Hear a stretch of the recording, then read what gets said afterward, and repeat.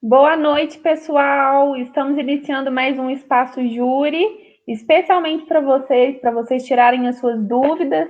Mais uma vez é um prazer imenso estar aqui com a nossa doutora Ariane Lemos. Boa noite, querida. Boa noite, querida, tudo bem? Prazer é todo Graças a meu. Deus. É sempre muito bom a gente poder conversar, né? Tirar as dúvidas do pessoal de casa e as nossas dúvidas também, né, doutora? Porque a gente Verdade, a gente aprende muito uma com a outra, né? verdade, sem dúvida. A vida é um Pessoal que tá aprendizado. Com certeza. O pessoal tá entrando aí devagarzinho, porque hoje nós resolvemos entrar um pouquinho mais cedo, né? Mas, Verdade. pessoal, mandem aí as suas perguntas. Hoje a gente vai falar sobre essa questão do abre e fecha, quem que dá essa competência para quem, para poder abrir, porque às vezes a gente vê que tem alguns municípios que tem algumas partes do comércio que estão abertas e outras que estão fechadas, né, doutora? Aí a gente fica meio em É, confusão, em conflito, e não entende o que está acontecendo. Então, a doutora hoje exatamente. vai nos dar alguns esclarecimentos com relação a esse tema do abre e fecha. Exatamente. Perdão, E tô aí, falando com você, doutora? mas tô abrindo aqui. Tá abrindo? Não, eu tô só deixando um link aberto aqui, caso eu precise falar. Ah, Mas o sim, que que sim. acontece? Essa questão do abre e fecha na nossa pandemia aí, que tá longe ainda de acabar. A questão do abre e fecha, lá atrás, quando começou a pandemia, que houve uma divergência com relação à federação e o restante dos governadores, foi a questão de que o nosso presidente da República era favorável ao não fechamento, a nenhum lockdown, e na época ninguém conhecia a doença nem nada, acionaram o Supremo Tribunal Federal, que não decide nada sem ser acionado, ou seja, ele não vai lá e dar o palpite dele, ele tem que ser acionado ali, alguém tem que entrar com uma ação para que ele possa deliberar sobre o tema. O Supremo Tribunal Federal ele só delibera sobre temas referentes à Constituição Federal. E esse tema da saúde é um tema constitucional, é um tema que a Constituição Federal, ela diz lá no artigo lá, que não me fala, se não me falha a memória, o 23 ou 28, fora o 196, alguns outros artigos, que fala que a responsabilidade para gerir entre educação e tudo mais, com relação à saúde, ela é concorrente. Ou seja, existe a união aqui, é uma pirâmide. Existe a União, os estados, o Distrito Federal e os municípios. Todos eles são concorrentes. A responsabilidade ela é dividida entre eles. E quem tem a responsabilidade de gerir é a federação. Porém, quando essa federação ela diverge do restante do país, o Supremo Tribunal Federal, interpretou, e essa é a interpretação literal que ele fez, ou seja, ele não colocou uma palavra a mais na Constituição Federal, dizendo que, como a responsabilidade é concorrente, caberia também, e não somente a ele, mas caberia também aos estados e municípios e o Distrito Federal gerir a crise da pandemia, ou seja, por decretos e decisões, eles, em suas localidades, gerirem a crise, o que abre e o que fecha. Desde lá de trás está sendo assim. Só que o que acontece? Nós tivemos a crise do coronavírus lá atrás, que foi a primeira onda, né? Que já foi esse negócio de abre e fecha, aí o governo veio e falou sobre o auxílio emergencial, colocou R$ 1 trilhão nos bancos para poder ajudar as empresas, fez aquela legislação referente às empresas, ajuda às empresas e tudo mais. O ano passado, né? Instituiu-se o estado de emergência, a calamidade pública lá. Tudo bem. Só que aí veio a segunda onda e pegou o país mais desprevenido ainda, porque com a segunda onda, o país já fraco, né, que já vinha de uma primeira onda, já vinha de abre e fecha, já vinha de muita gente morrendo, aí triplicou as pessoas morrendo, enfim, colapso nos hospitais e tudo mais, e as pessoas ficam parecendo uma bolinha de ping-pong, né, para lá e para cá, elas não sabem o que, que pode fechar, o que, que pode abrir, o que, que é atividade essencial, o que, que não é, elas xingam os governadores, xingam os prefeitos, cada um tem as suas razões, porque todo mundo quer trabalhar, enfim. Mas essa capacidade, essa capacidade de gerenciamento, ela é concorrente. Então, ela é igualzinha para todos. É complicado, né? Porque, assim, como a gente mencionou no início, né, do programa, às vezes tem soado de forma muito relativa, né? Em alguns municípios, determinados estabelecimentos abrem, em outros não. Tem um pessoal aqui participando conosco, nós estamos muito felizes, viu? Dayana, Regina, o James Walker até fez uma pergunta aqui pra gente, olha, gostaria de saber até quando vai continuar essa imparcialidade com os microempreendedores, pois um banco e supermercado com filas quilométricas e um salão de cabeleireiro atendendo uma pessoa é proibido. Então, realmente, assim, eu acho pertinente, bem o que eu iniciei falando, né? São trabalhadores, são pessoas que precisam trabalhar e de uma forma analítica, às vezes, sou super a favor, né? Essa é a minha opinião, de que o dono do supermercado também continue com seus funcionários ali trabalhando, mas a atividade de um cabeleireiro às vezes não demonstra, né? Não denota tamanha periculosidade assim e eles são proibidos, né, doutora? É verdade, isso você tem razão. Você está me ouvindo? Eu tô, Tá. eu estou te ouvindo. Tá ruim a conexão? Às vezes fica meio lenta, mas agora tá boa. Tá dando para ouvir. Então vamos lá. Com relação a isso, a pergunta dele é muito pertinente, porque como essa responsabilidade é concorrente e quem acaba fazendo isso é mais o prefeito, ou seja, quem está ali na linha de frente, e aqui em Minas Gerais, por exemplo, nós estamos na onda roxa, que foi instituída pelo governador, ou seja, quando a gestão vem lá de cima, ela tem uma força maior, você está vendo? Porque veio a onda roxa que pegou praticamente Minas Gerais toda. E aí, por exemplo, o prefeito aqui de Varginha mesmo, ele foi contra, tanto que ele perdeu em segunda instância, mas ganhou em primeira, para deixar as coisas abertas. Teve que aderir porque a multa era muito alta. Então, o que acontece? Por que umas atividades são consideradas essenciais e outras não? Aí, ele está perguntando por que um coitadinho de um cabeleireiro não pode abrir, sendo que ele faz um cabelo e um supermercado com filas quilométricas abre. Por quê? Porque a atividade de alimentação, ela é de extrema necessidade. Agora, ele vai dizer o seguinte, nossa, mas as filas são quilométricas. Aí já vai da gestão daquele município, da fiscalização daquele município, daquele empregador que está deixando entrar filas quilométricas dentro do supermercado dele. Ou seja, cria-se uma instabilidade jurídica.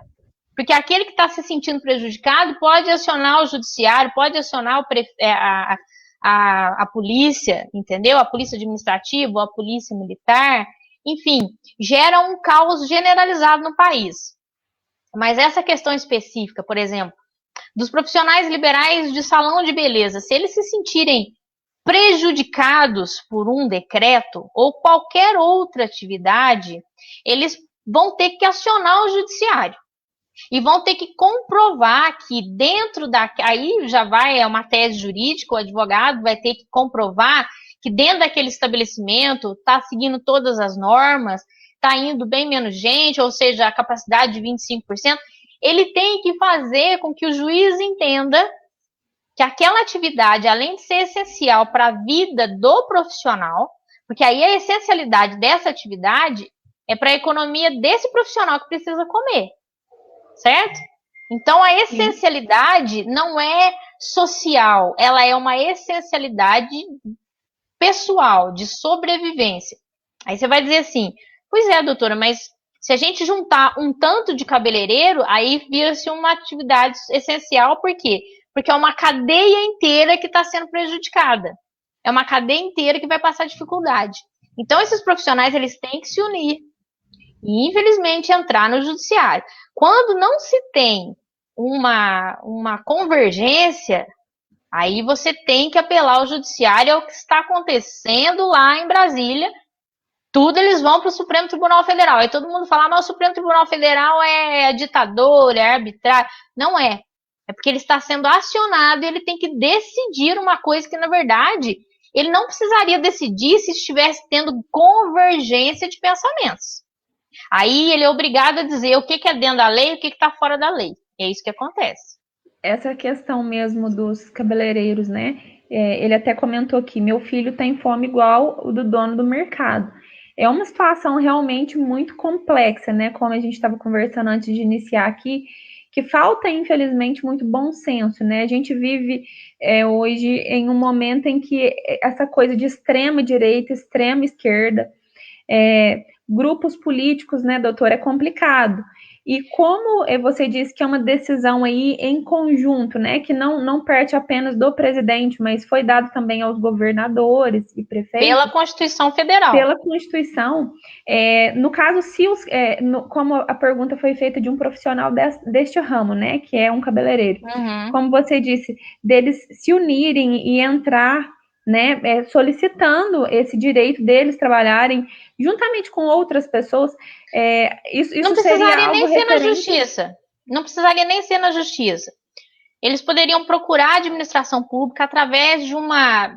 Eles têm que se juntar. Uma andorinha só não faz verão.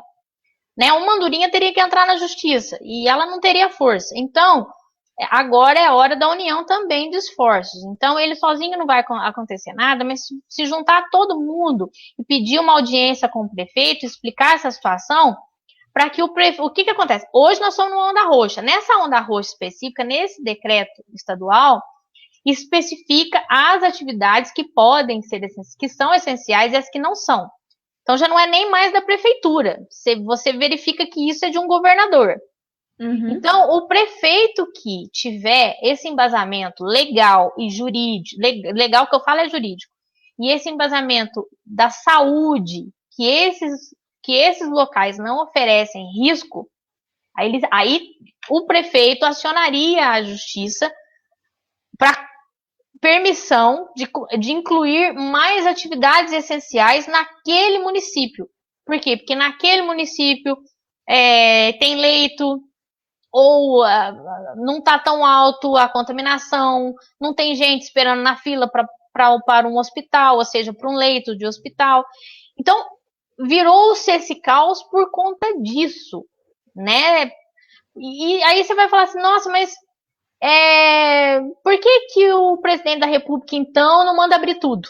Igual você tinha me feito essa pergunta. Porque nós estamos no estado de exceção. Se nós estivéssemos sem um estado de exceção, ou seja, não tivesse ninguém morrendo, não justificaria um decreto falando para as pessoas ficarem em casa. Ou que existem algumas atividades que são essenciais e outras que não. Aí valeria o bom senso. Se o presidente mandou abrir, porque ele está vendo que os números são favoráveis à abertura, quem ganharia é ele, porque ele que vai gerir essa crise. Entendeu? É ele que vai gerir a crise. Vai demandar dos números, né? Como essa questão hoje, por exemplo, aqui em Três Pontas, esses profissionais solicitando, né, uma audiência com o prefeito explicando a situação e também analisando o cenário, né? Se Exatamente. há possibilidade disso acontecer. De incluir. Incluir, exatamente. E aquela questão também da questão trabalhista, que você disse que já existem algumas ferramentas, né, que podem estar sendo utilizadas, estar sendo explicitadas, isso, exatamente, como uma solução para essa pandemia. Eu gostaria que você falasse um pouco. Então, vamos lá.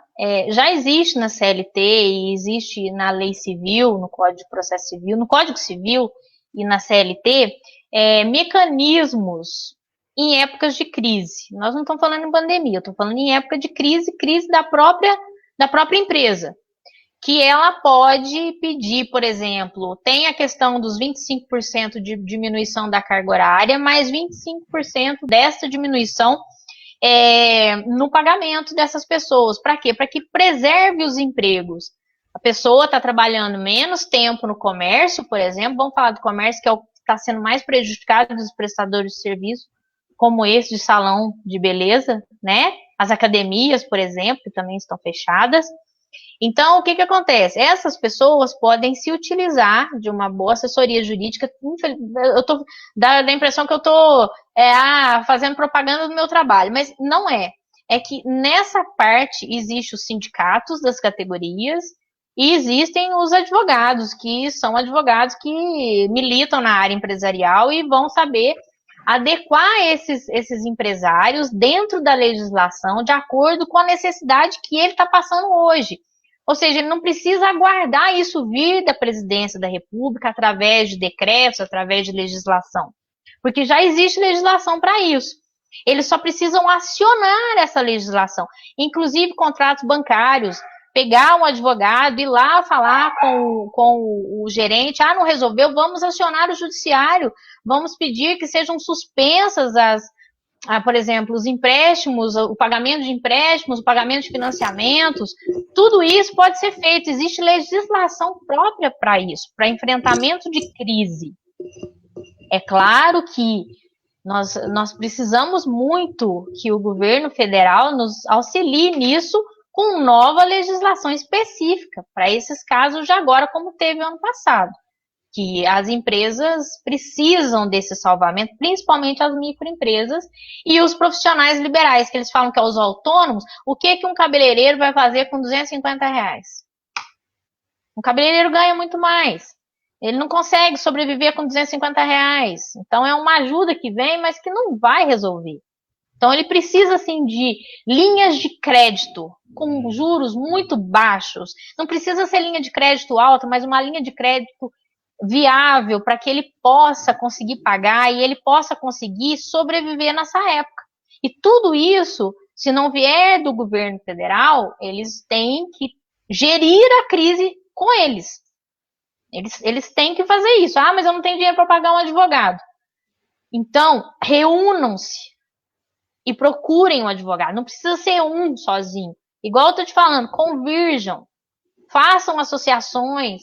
Não precisa ser associação no papel, não, mas quanto maior o número de pessoas, são mais pessoas que vão estar pensando juntas. E juntos eles vão conseguir um preço melhor, eles vão conseguir um advogado que possa atendê-los. Enfim, é uma série de coisas. Por exemplo, você está falando em atividade essencial. A advocacia, lá atrás, na primeira onda, ela não foi considerada atividade essencial. A OAB, a nossa entidade, entrou na justiça e ganhou o direito de nós estarmos nas atividades essenciais, seja em qual decreto que for feito. Porque entendeu-se que a advocacia é uma atividade essencial. Eu tenho minhas considerações referentes a isso. Eu acho que, igual eu te falei antes, todas as atividades são essenciais, desde que cumprindo regulamentos. Né? Igual esse supermercado que ele falou, não está cumprindo o regulamento, deveria ser multado e fechado, para dar exemplo. E outra coisa também que eu acho errado, por exemplo, vamos fechar das 8 da noite às 5 da manhã. Até eu acho certo que as festas são feitas nesse horário. Agora, por exemplo, vamos fechar o comércio só vai funcionar das 9 às 2 da tarde. Porque o vírus só vai pegar depois das 3 é que o vírus sai para a rua. Então não tem muita coerência. Você falar assim, o direito de ir e vir depois da tal hora, eu também não acho certo. Mas se você for encontrado na rua, sem motivo, você tem que ser multado. Você não tem que ser levado à delegacia, mas você tem que ser multado. Porque o que você está fazendo na rua uma hora dessa? A não ser que você trabalhe, né? Então, assim, essa questão de fechar o comércio, ou o comércio igual ao supermercado. Por que está enchendo o supermercado? Porque tem hora de funcionamento. Deixa o supermercado funcionar a hora que for. Até mais tempo, porque aí não vai encher de gente.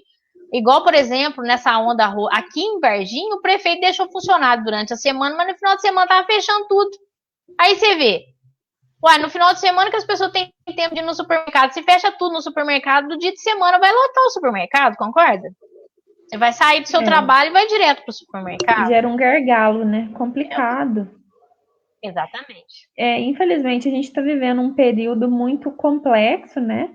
E, assim, cada vez menos a gente vê o bom senso, porque os trabalhadores agora, né? Falando para as pessoas que precisam, todos nós precisamos trabalhar, ganhar o nosso dinheiro, né? Agora, a questão que eu acho muito complicada, doutora, em que eu gostaria que, de repente, você nos desse uma explicação de uma forma mais generalizada. Por quê?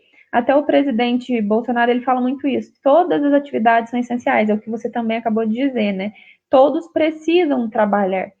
E eu acho que, assim, essa questão do supermercado mesmo, é muito fácil a gente falar, Não, mas todo mundo tem que comer.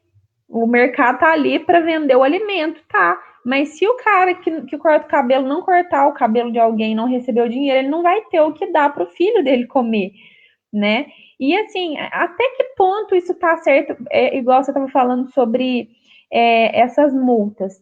É constitucional, eu compreendo bem e eu acho certo, sim, existir essa delimitação para as pessoas não ficarem aglomerando nas ruas. Mas existem municípios que estão assim pedindo, solicitando que a polícia prenda as pessoas que estão na rua após determinado horário. Isso é constitucional?